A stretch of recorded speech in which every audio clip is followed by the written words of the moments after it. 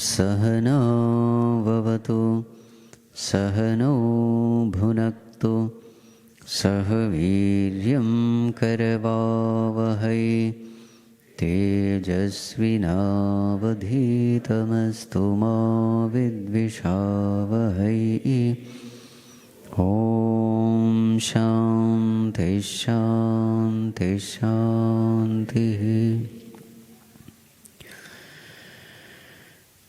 ॐ नमो नारायणाय।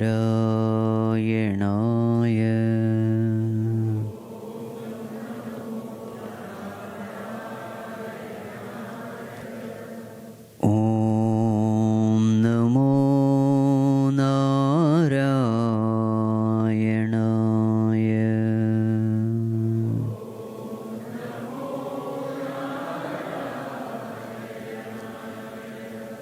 ॐ नमो नारायणाय।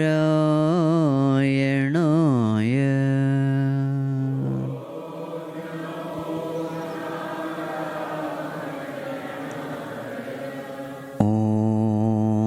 नमो नारायणाय।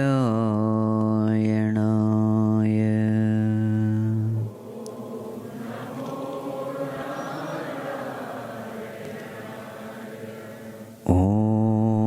नमो नारायणाय।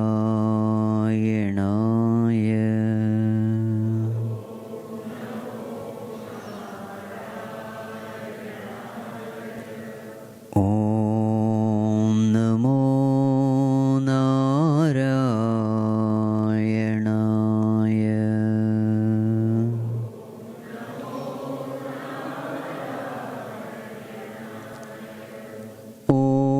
ॐ नमो नारायणाय।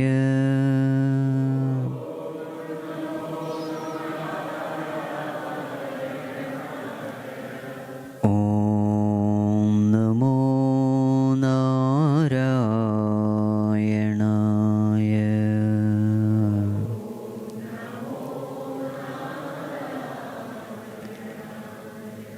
ॐ नमो नारायणाय।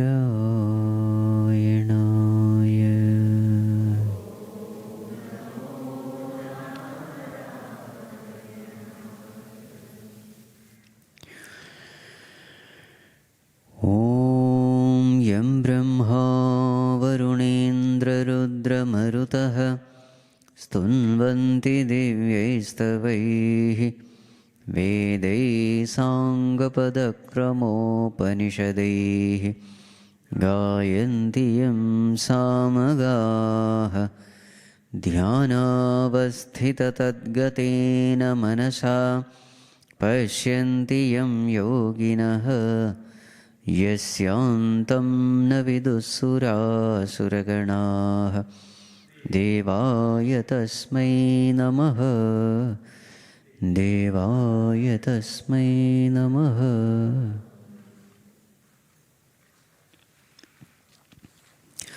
Let us chant from verse number 19.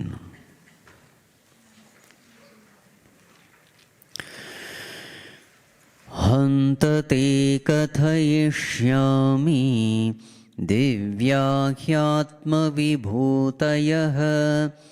प्राधान्यतः कुरु श्रेष्ठ नास्त्यन्तो विस्तरस्य मे। अहमात्मा गुडाकेश सर्वभूताशयस्थितः अहमादिश्च मध्यं च भूतानामन्त एव च। आदित्यानामहं विष्णुः ज्योतिषां रविरंशुमान्। मरुतामस्मि नक्षत्राणामहं शशि। वेदानां सामवेदोऽस्मि देवानामस्मि वासवः। इन्द्रियाणां मनश्चास्मि Bhutanam chetana. So we are seeing the vibhuti of the Lord. So up to 22nd we have seen. Now we will see the 23rd verse. Repeat once. Rudranam Shankaraschasmi Vittesho Yaksharakshasam Vasunam Pavakaschasmi Merushikhharinamaham Rudranam Shankaraschasmi Vittesho Yaksharakshasam Vasunam Pavakaschasmi Merushikhharinamaham. Rudranam Shankarah cha asmi. Among Rudraganas, I am Shankara. So who are these Rudraganas? Rudranam Shankarascha asmi.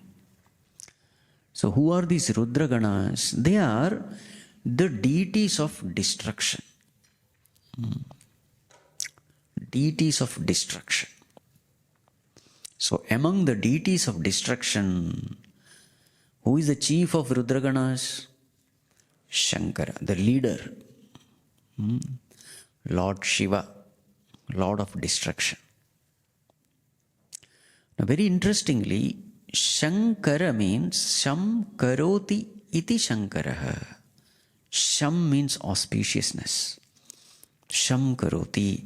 The one who brings auspiciousness is Shankara. You see, the Lord of destruction is also known as Lord of auspiciousness. So it means what? Destruction equal to auspiciousness. Why is the Lord of destruction called Lord of auspiciousness? This is so because Bhagavan's destruction is always constructive destruction. There is some good purpose for which destruction happens. So that is the unique feature about this destruction. In this Prakriti itself, nature itself, if you see, the seed gets destroyed and in its place what comes? A sprout comes, plant comes. So every stage is destroyed only for the coming of the next stage. The flower is destroyed and in its place comes fruit. This is one aspect. Even if you see in the animal kingdom, it is very cruel to watch when a lion eats a deer or a buffalo. Many times we find why Bhagavan is allowing such cruelty. Innocent creatures like deer, etc., being eaten away by lion. It is very heartbreaking. But then, how should we console ourselves? And it's a fact of life also. The fact of life is, there is a price to be paid for evolution in life. All of us, we have come to evolve in spiritual path. It is a journey. And in this journey, we are all traveling from ignorance to knowledge, darkness to light, imperfection to perfection. So this is the process that is going on. So now, for evolution, there is a price to be paid. Nothing comes free in this world. No pain, no gain. So when this deer is going through that pain, that suffering of being eaten up, so then that Jivatma, actually that deer is a Jivatma. That Jivatma is also evolving to the next stage. Maybe that being gets a next higher birth of a human being. We don't know. In fact, all of us have such a past. We all have come through those stages only. As insects, as birds, as animals. Now we are in human beings. Very many human births have already been passed. Again, there is an evolution from tamas to rajas to sattva. Nobody gets stagnant in this world. Everybody is pushed out from this universe. The universe is designed for us to evolve. We have no choice. Whether you like it or not, this universe will force you to evolve. And the force comes from suffering. So suffering is a blessing. The Rudra Ganas give you suffering. Rudra Ganas make you suffer, and every suffering leads to introspection. When we introspect, we find that, oh, these are the mistakes I have done, we have to correct. So introspection leads to correction, and that is how evolution happens. So suffering also, they are at different levels. And all sufferings are blessings in disguise only. For example, at the body level, there is suffering at the physical level, emotional level, intellectual level, spiritual level. Every suffering finally comes as a blessing. Physical level suffering, when some disease comes, what happens? You will find that people become very health oriented. Some disease comes and then you become disciplined with respect to your eating habits, yes or no? It is the suffering at the body level only which makes us disciplined with respect to what we eat, with respect to exercise, yoga, pranayama, everything. When does it start? When I start falling sick.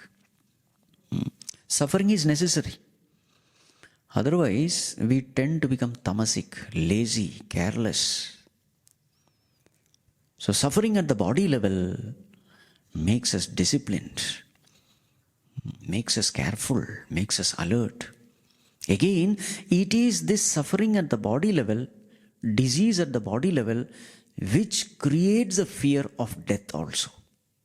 Because a time will come when the disease cannot be cured by any medicine. A time has to come.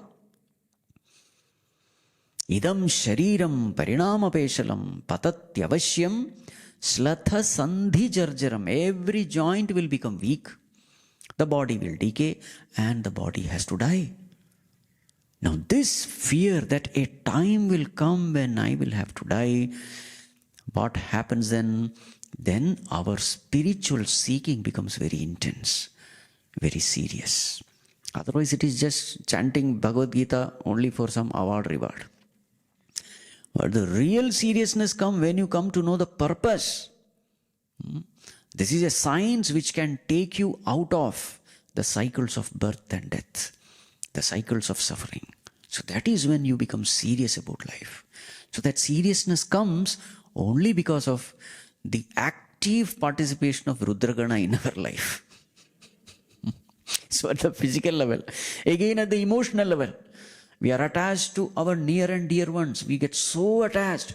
And suddenly when something happens to our near and dear ones, we are shaken. To such an extent that people say, I don't want to even live without my dear one. Their Rudragana is active. So what happens when something happens? We start introspecting. Where did I go wrong? Why am I suffering?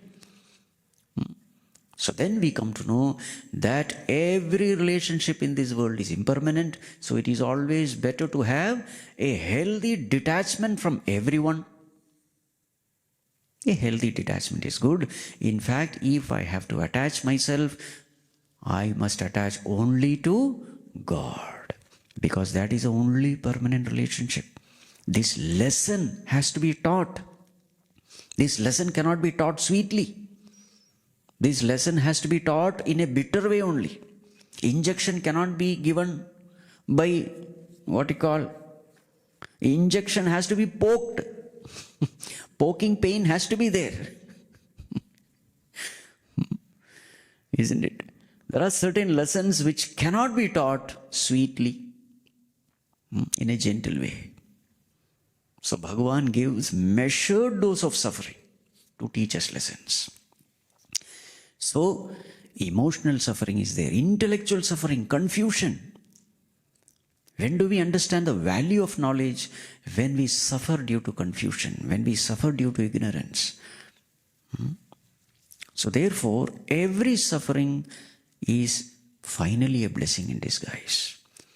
Suffering at the Adhyatmika level, Adi Bhautika level, Adi Daivika level. Different types of sufferings are there. And again, it is only through suffering that we understand the value of a thing. Sometimes Bhagavan gives suffering to teach us the value of a thing. For example, the value of food is understood only when we suffer hunger. The value of peace is understood only when we suffer a warlike situation. There are so many things which you are enjoying, but we are not grateful for it because we don't understand the value of it. So sometimes Bhagavan has to take us to the other extreme to make us understand the value of what has been already provided. So these are all the lessons of life which Rudraganas teach us. So the Lord of Rudragana has to be Shankara only, the one who, in the end of all suffering, the end result is auspiciousness. End result is auspiciousness. So this is the way we have to, this is the attitude we must have in life when we go through different sufferings in life. Suffering of, what you call, physical pain, emotional pain, honor, dishonor, praise, criticism are all different types of suffering. So this is the spirit with which we have to take it. Whatever suffering Bhagavan is giving, it is only for our good. Then what happens? Internally you develop a strength to face it. So that strength comes from positive attitude. But suppose this positive attitude is not there, what will happen? The sufferings will lead us to depression. When negatively we handle suffering, we end up being depressed. When positively we handle suffering, then we are able to cheerfully accept this suffering and internally we become strong. So this right understanding has to be there. Right. Rudranam Shankaraschasmi. What is the next one? Vittesho Yaksha Rakshasam. Among the Yakshas and the Rakshasas, I am Vittesha. Who is Vittesha? Vitta means wealth. Isha means Lord. Lord of wealth. Who is Lord of wealth? Kubera. Vittesho Yaksha Rakshasam. Kubera. Who is Kubera? He is a treasurer of heavens. So even to enter into heaven, you have to be rich. Rich with punya. Just imagine if you have to be the treasurer there. Highly rich. It's like World Bank, you see. Chief of World Bank. Anyway, why Bhagavan is saying I am Kubera? You see, wealth generally brings lot of negative traits. Number one, you will find that the moment a person becomes wealthy, he becomes arrogant also. Egoistic. Unknowingly that person becomes egoistic. Unless he is a great devotee or something. If it is value-based, then wealth will not bring any harm. But if the person becomes rich without right understanding about life, then we see that wealth makes a person arrogant. Again, wealth makes a person forget God. Again, wealth makes a person indisciplined. The more and more money you have, slowly, you become a slave of senses, because all comforts, luxuries, pleasures are available at your disposal. You slowly get addicted to all these bad habits. A poor person doesn't have even money to eat food, but a rich man, he will have enough money to have some drinks also.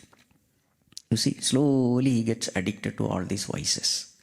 So these are all the dangers of wealth.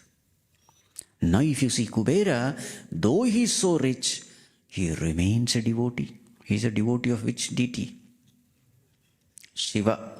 He is a Shiva Bhakta. And also he is ever humble. And also he is highly disciplined also. And he became a treasurer not just like that. He did great tapas. And Lord Brahma was pleased with him.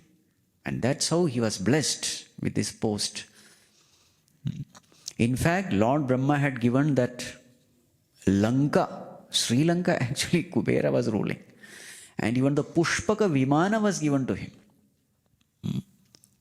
Pushpaka Vimana. Then Ravana comes, chases him away, steals that Pushpaka Vimana. And this Kubera, you see, if you have talent and ability, wherever you go, you prosper. So Kubera goes to Mount Kailasa and there he makes his own city. And what is the name of that city? Alakapuri. Alakapuri is the city of Kubera. Anyway, after Ravana was killed, this Pushpaka Vimana was returned back after Bhagavan comes back safely to Ayodhya. So, these are the virtues of Kubera. He is a strict accountant also. So, there are so many virtues. There was one time when he became little arrogant and Bhagavan taught him a lesson. What is that story? I'm sure you know the story. So he went to invite Lord Shiva for his feast. He wanted to show off. So Lord Shiva sent Ganesha. I will not come, my son will come. Anyway, you know the rest of the story. He is such a master glutton. He could not feed him completely. I don't know, in the end what happens when Tulsi leaf or something is given? Something is given and then Ganesha is satisfied. That was the one episode where Kubera became a little arrogant. See, this is what Bhagavan does. In his devotee, he cannot stand ego. The one thing which Bhagavan is dead against is ego. So the moment he finds ego sprouting in the heart of a devotee, he will do some means to eliminate it. He will puncture the ego. So, Vittesho Yaksha Rakshasam. The next one we will see in the next class. Om Sarve Bhavantu Sukhinah Sarve Santu Niramayah Sarve Bhadrani Pashyantu Ma Kaschid Dukkha Bhag Bhavet Asato Ma Sadgamaya Tamaso Ma Jyotirgamaya Mrityorma Amritam Gamaya Om Purnamadav Purnamidam Purnat Purnamudachyate Purnasya Purnamadaya Purnamevavashishyate Om Shanti Shanti Shanti Harihi Om Shri Gurubhyo Namaha Harihi Om